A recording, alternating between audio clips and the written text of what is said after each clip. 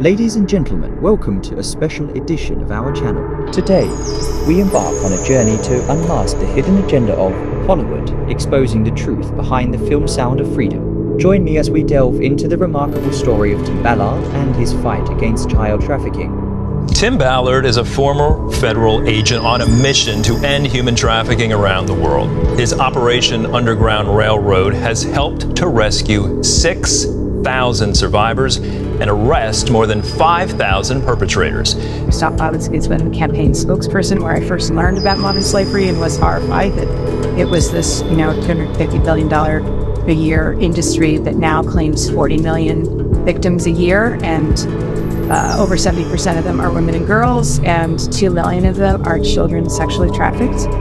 And ultimately, it came down to a conversation I had with my wife in the second week of December of 2013. I was being, even though I'd had many very, very powerful spiritual experiences, both of us, that we had to do this, we had to quit, we had to pursue these operations. And I was so scared because I just come across these stats. My wife had to remind me, and she did it in a very powerful way, and she grabbed me by the collars, and she said, "I will not let you jeopardize my salvation," she said, "by not doing this." And it was just like... And you go and rescue those kids. When she said that, that's when I really put it into perspective. You're right. Why are we here on this earth? Like, we're not here just to have fun or just live a life of ease and luxury or something. And she followed up that little warning statement with, "And if we end up living in tents because we have to sell our house, I don't care, because I'm more worried about my meeting with my Maker." And so that was my wife's lesson to me, and I was like, you're right. So I leaned on her until I figured out my own faith, and then we jumped in. Right out of the gate, I knew who I wanted. So if this is a real question, the answer is Jim Caviezel. And I was so adamant, and I said to them, "Look, I don't like Hollywood, I don't trust Hollywood, I don't know these actors. I know Jim Caviezel loves Jesus, and that's the only real requirement I have." Many of the actors that they had offered it to didn't want to get involved in this particular project. What has been your experience with regard to so-called mainstream media or legacy media coverage? How much attention has been paid to this? And if not much, why? And if reasonably, who and how? Well, I think not very much has been. Attention has been given by mainstream media. Well, you don't see it on CNN. You're not seeing it as like mainstream television news where it's a big subject that gets discussed, that we have a giant problem like this in this country. Why did the U.S. government decide that this was just not a priority? Oftentimes it's more innocent than cynical, perhaps, where it's just, this is too dark. I don't want to expose our audience to this horrific thing. We film our operations.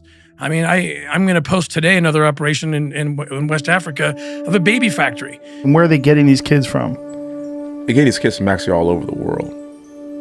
A lot of them are coming from impoverished communities. A lot of them are coming from impoverished countries, and they're just shipping them in.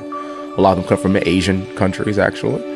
And a lot of them come from right here in the U.S. I mean, these are real cases where they've kidnapped women, as young as 13-year-olds and children, and they impregnate them, they rape them, and they make babies, and they take these babies and sell them for their organs, sell them for sex, sell them for satanic ritual abuse. And all of these young people, and it's actually young boys as well, it's not just young ladies, it's actually incumbent upon them to keep them safe. If we can't keep them safe, then what are we doing here?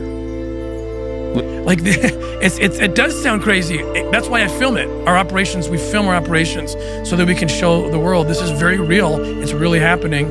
And I think if there's 2 million children forced into commercial sex, I thought child sex crimes would be 15-year-olds, 16-year-olds. My brain couldn't comprehend something more evil than abusing that age. Probably 7, 5, and 3. The biggest thing is this. There clearly is an appetite, and there clearly is a culture for it.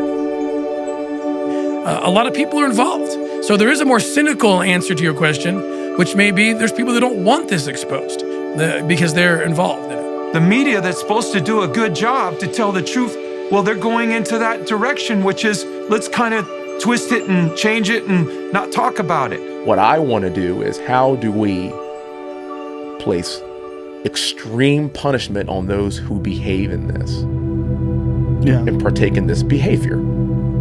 I tell you what, it could be happening right next door to you, to somebody that seems to be a normal human being. But we have got to stop them. We have to stop the predator from feasting on our children. Yeah. And it's got to be demonized. Let's demonize that.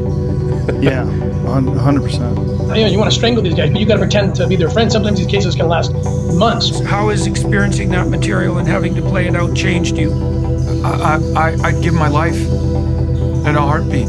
If this were to change the world and get rid of trafficking and pornography and all of the 8 arms of this octopus that has to be destroyed, the only way you can destroy it is take the head out. If that hit, I'd give my life for it in a heartbeat.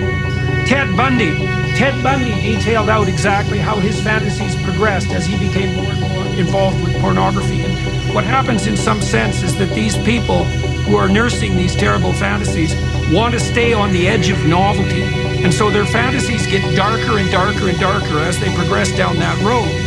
And so after 1,000 such micro progressions, they end up in exactly the sort of pit that you're describing. Really, it's not the priority it needs to be, which is why we're telling the story and waking up the nation so that it becomes a priority. So we understand we are fighting.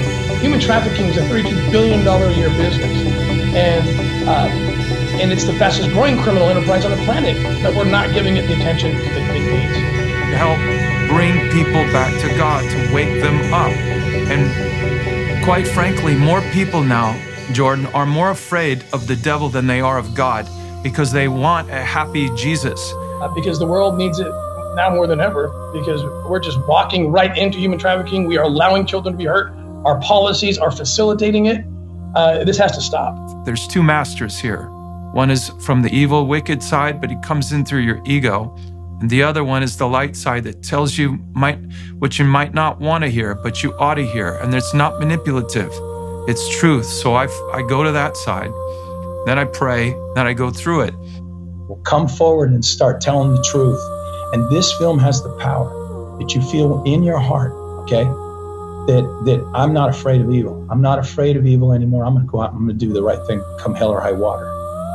It's terrifying. It's terrifying for fathers and mothers. It is. You know, it's like the fact that, or brothers and sisters, the fact that it could be someone close to you. Yes. Will you do something? Will you do something? At some point, it ends for all of us. Beyond that, of course, is to inform us of what's going on. And it can be gut-wrenching to watch, but it's worth it.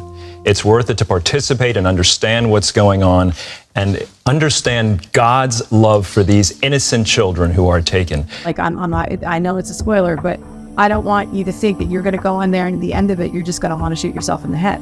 I'm sorry, I didn't, that may be a trigger warning, but, some movies make you feel so dark. And this movie, I think, takes you on a journey through something dark, but leads you into the light.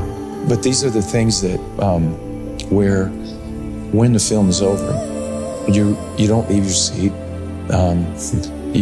Your heart's on fire, and you want to do something.